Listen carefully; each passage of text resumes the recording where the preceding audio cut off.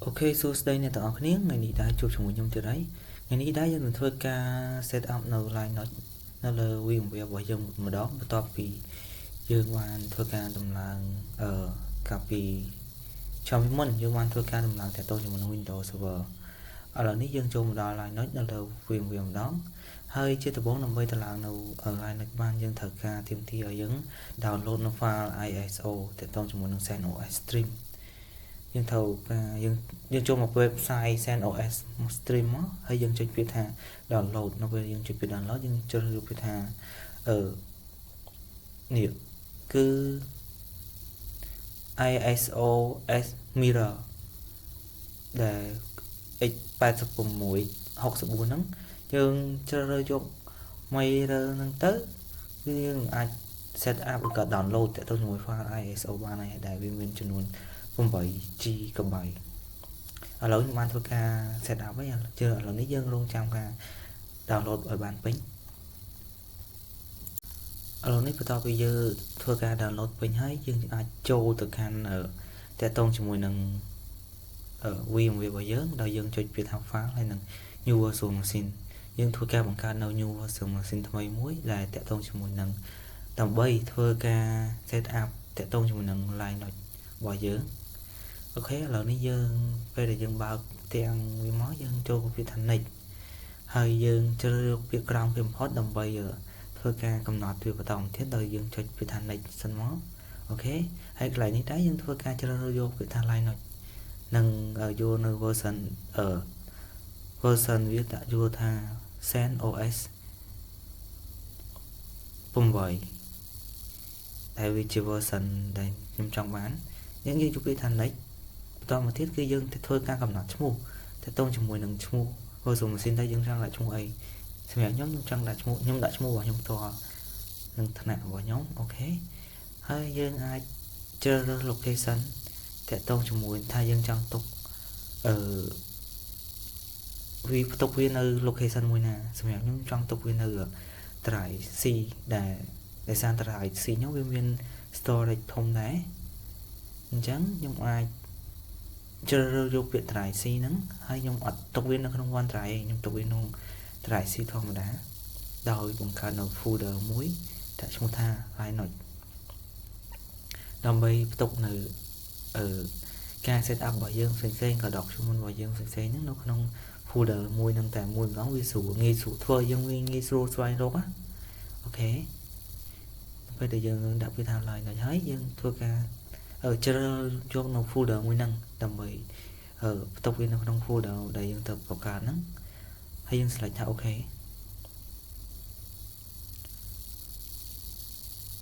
next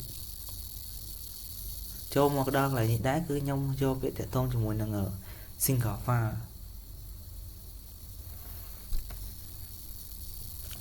ហើយមកដល់ជំនាញនេះគឺយើងធ្វើការ customize នៅ hardware របស់យើង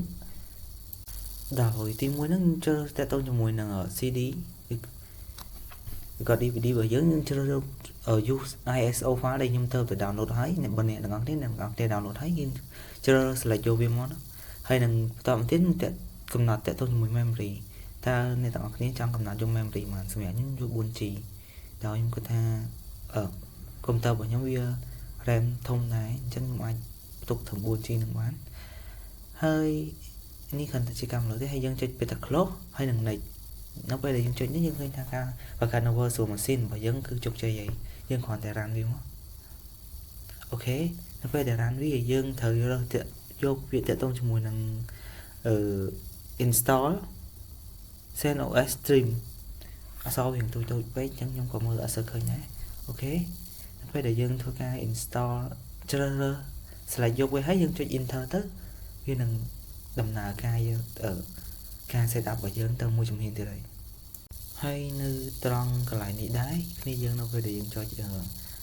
install CentOS stream នឹងហើយ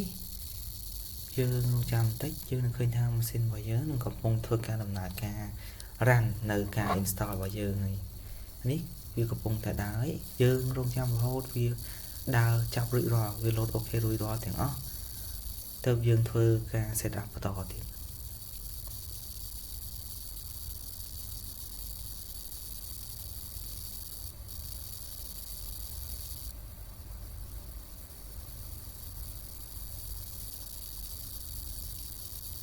ok ឥឡូវវាបានដំណើរការឥឡូវនេះយើងធ្វើការឆ្លៃភាសាដែលខ្ញុំយកភាសាអង់គ្លេសតែជាភាសាគោលហើយយើងមានរឿង3តែត្រូវធ្វើទី1កំណត់ root user ឬក៏ installation destination អញ្ចឹងខ្ញុំទី1ខ្ញុំធ្វើទៅជាមួយ root account ខ្ញុំបង្កើតនៅ root account user សិនតែខ្ញុំនឹង select យកទៅមក enable root account ដើម្បីធ្វើការកំណត់ user ទៅតងជាមួយនឹងឯកំណត់ user root ចូល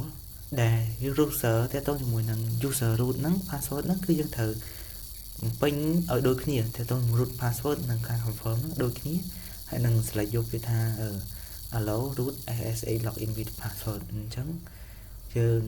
នៅពេលដែលយើងបំពេញដូចគ្នាហើយយើងចុចវាថា done នៅដែលនៅខាងលើខាងឆ្វេងប៉ុណ្ណឹងគឺយើងអាចកំណត់បង្កើតទៅតងមួយ root user account បានហើយអញ្ចឹងបន្តមកទៀតអូខេឥឡូវនេះអូខេបន្តមកទៀតយើងនឹងធ្វើការ set up នៅ user creation ដែលយើងបំពេញឈ្មោះ user ឈ្មោះដែលយើងចង់ចូលទៅប្រើប្រាស់អូខេឈ្មោះរបស់ខ្ញុំសុភាពឆាន់អញ្ចឹងខ្ញុំចង់ដាក់ឆាន់សុភាពក៏បានសុភាពឆាន់ក៏បានអញ្ចឹងដាក់ថាឆាន់សុភាពតែវា username C សុភាពអញ្ចឹង password យើងពេញតទៅជាមួយនឹង strong password យើងពេញហើយយើងគ្រាន់តែពាក្យថាចុចពាក្យថា done នោះការបង្កើតនៅ create user របស់យើងវានឹងជោគជ័យទៅតាមអីដែរយើងបានកំណត់ user អញ្ចឹងអូខេឥឡូវនេះយើងធ្វើការ create user មួយដែលទៅតង password និង confirm password វាឲ្យត្រូវគ្នានៅពេលដែលយើងកំណត់ហើយយើងចូលទៅជាមួយនឹង installation destination ម្ដងថាយើងចង់ដាក់ទិសដៅរបស់វាទៅណាដោយសារខ្ញុំយក default អញ្ចឹងទៅយើងគ្រាន់តែចុចពាក្យដើមហ្នឹងមិនធ្វើការកែប្រែទេហើយទៅជាមួយនឹង software selection ហ្នឹងគឺយើង take ទៅលើ server ដោយក្រៅហ្នឹងយើងអាចកំណត់តាមក្រោយទៅបានអញ្ចឹងយើងគ្រាន់តែ take server ហើយនឹងចុចពាក្យថាតាមទៅហើយនឹង inscript install begin installation ហ្នឹងមកគឺការ set up របស់យើងហ្នឹងគឺវារងចាំតា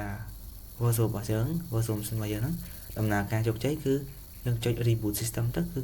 ចប់តែប៉ុណ្្នឹងឯងផងដែរយើងឃើញថាការ install របស់យើងគឺទទួលបានជោគជ័យយើងគ្រាន់តែចុចពាក្យថា reboot system ហើយយើងរងចាំឲ្យ system របស់យើងហ្នឹងធ្វើការ reboot ចាប់រួចរាល់គឺយើងនឹងឃើញវាឲ្យយើងអាច log in តាក់ទងជាមួយនឹង root user account បានហើយអូខេឥឡូវវាពងតែដើរហើយ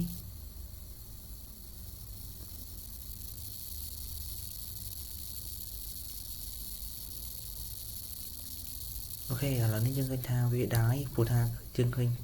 វាសូទៅទៅជាមួយនឹង local host login អញ្ចឹងកន្លែង local host login ហ្នឹងយើងគ្រាន់ពេញទៅទៅជាមួយនឹងពាក្យថា root ពេលបំពេញពាក្យថា root ហើយយើងគ្រាន់ពេញ password ទៅយើងនឹងឃើញថាការ login របស់យើងជោគជ័យហើយអញ្ចឹងហើយការធ្វើវីដេអូរបស់ខ្ញុំគឺចប់តែប៉ុណ្្នឹងឯងអរគុណសម្រាប់ការ